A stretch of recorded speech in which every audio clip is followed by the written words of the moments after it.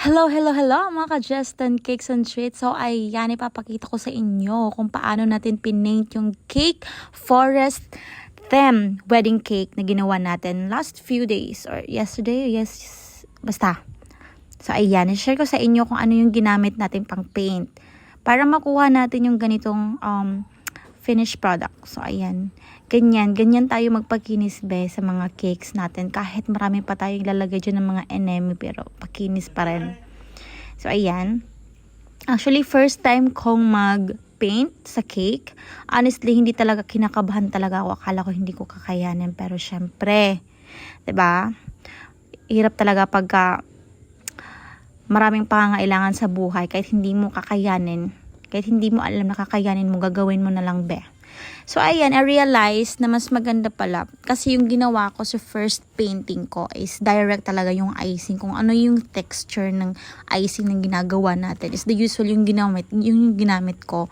Tsaka safe naman din na yung cake ko. Kasi naka 24 hours na chill na yung cake natin. So, meaning stable na talaga siya for painting. Pero mas maganda pa rin kung yung icing mo ima-microwave mo ng konti para mas melted yung color ng icing mo, para mas smooth lang siya i-paint sa cake, ganyan. Pa-dap lang. So ayan, feeling ano tayo, painter, ganon yung atake, be. So ayan, ganyan lang, parang nagagawa ka lang ng mga shadows ng mga leaves.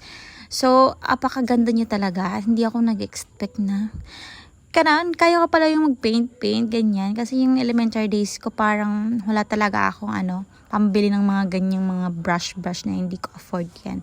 So, mahilig ako mag-arts and everything, drawing.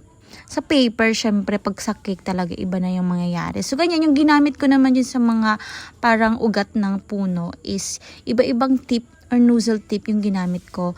Yung iba-iba yung sizes. Yeah, may mas malaki, may maliit. And then, ikaw na yung mag-design kung ano yung gusto mo yung ma-achieve na ugat ng puno. Ganyan. Parang, eme ko na lang para magmukha siyang realistic. Ganyan. O, diba?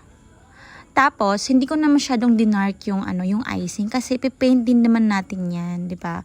Para mas maganda tignan na parang realistic talaga yung ugat na nakikita natin in the usual sa mga puno-puno. Ganyan. So, ganun yung naging texture ng icing. And then, naglagay lang ako. I'm using Piotraco na gel color kasi yun yung meron ako. Yun talaga yung the usual na ginagamit ko. Anyan. Kasi ang lambot niya i-paint.